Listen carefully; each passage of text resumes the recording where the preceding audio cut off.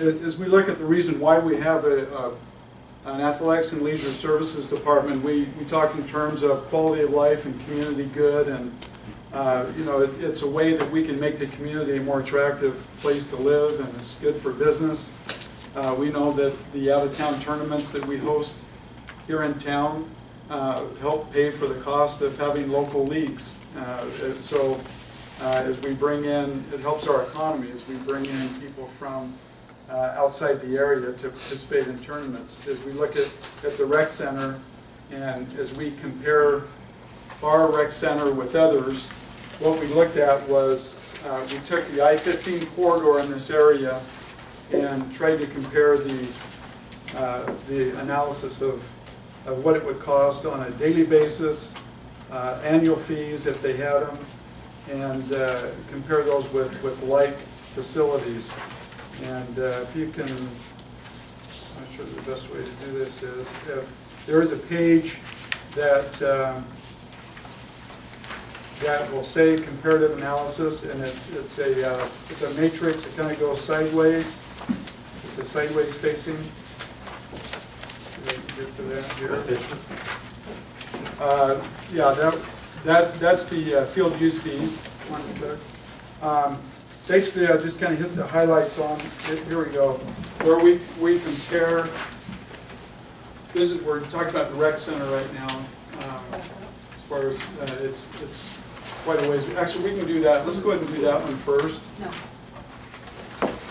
It's a comparative analysis of fees, and those are fees that we charge. It's going to be really difficult, I think, for people to see there.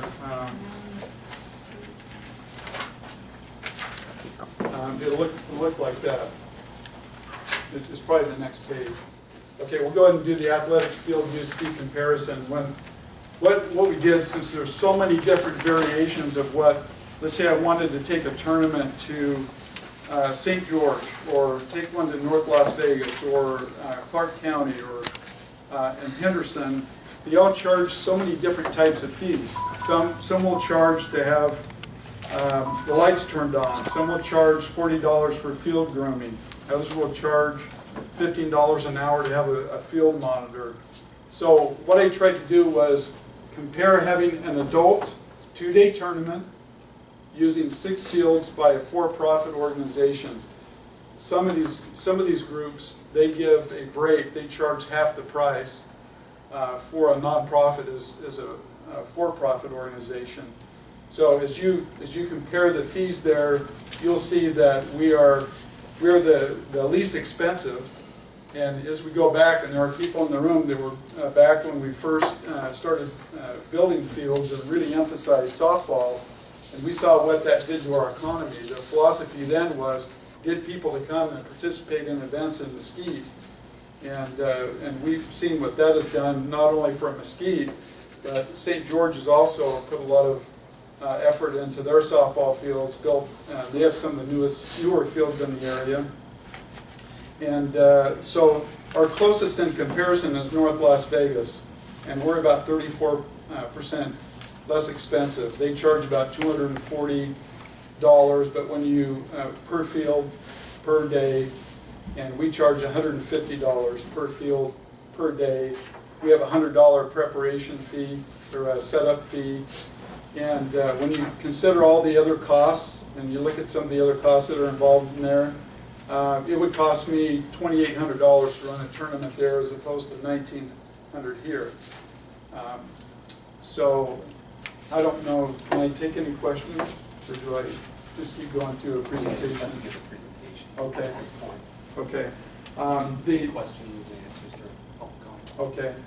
The next page shows the different kinds of events we hold here, whether it be in our outdoor swimming pool, multi-purpose field, or the ball fields. Then we have it listed by which venues, the field use fees we collect, which is about $54,000 this past year to do that. Then we list the sport. Softball by far is our biggest as far as getting field use fees collected. The next page, athletic field use for free. Groups like FC Mesquite Youth Soccer, the high school, And then we've got the memory walk, the police night out. We're going to the Vietnam Wall. Come use the rec center field next week, 1,000 flags, etc. You can see, and this is not a complete list of all those people who use the rec center fields or our ball fields for free. Hey, Brian, I apologize. You agendized the presentation and discussion, so you can do discussion subject to the chair's approval. You can take questions. Okay. The chair allows them. Okay, I've got just one more page to show you. Again, I don't want to be here all night, but I do want you to be aware of what you have in your packet and those that are printed out. Here's a page that shows the events that we had here in town. One of the committee members, Kevin Hess, asked that we show what our economic impact is on those who come and use our fields.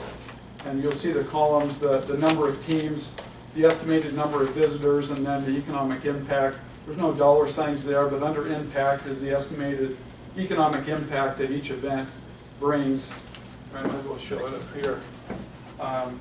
So there would be your economic impact. And where we get those numbers from, and again, I reiterate, that is an estimate. On the next page is what the Las Vegas Convention and Visitors Authority provided to me to be able to figure the economic impact this is per person per weekend, not per day.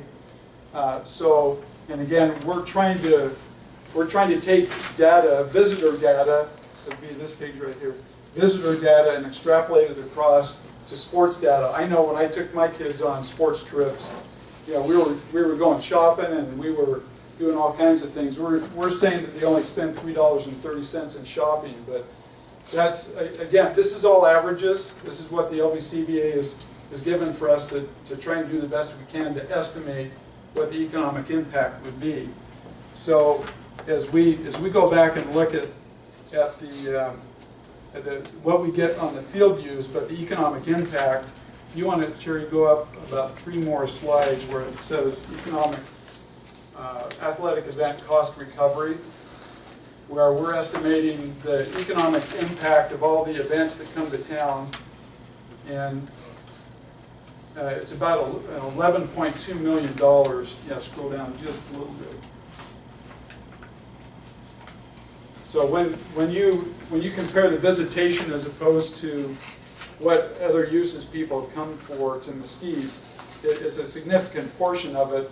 And we hope someday to have actual studies where we can work with the event directors to get that exact data from them. Some of them do provide it for us, but not all of them do. They have an idea of not only where the teams are staying, but when they come in and when they leave, and it provides a lot more accurate data. But again, we have to look at the cost of doing some of these studies as opposed to the return on it.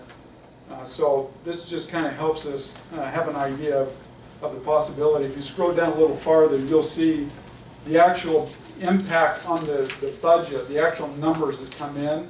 Because we can talk all day about what this means to hotels and restaurants and retail stores, but the actual impact that comes directly back to the city would come in terms of the percentage of the room tax that we receive, the LVCVA room and gaming taxes, which is about $1.18 million.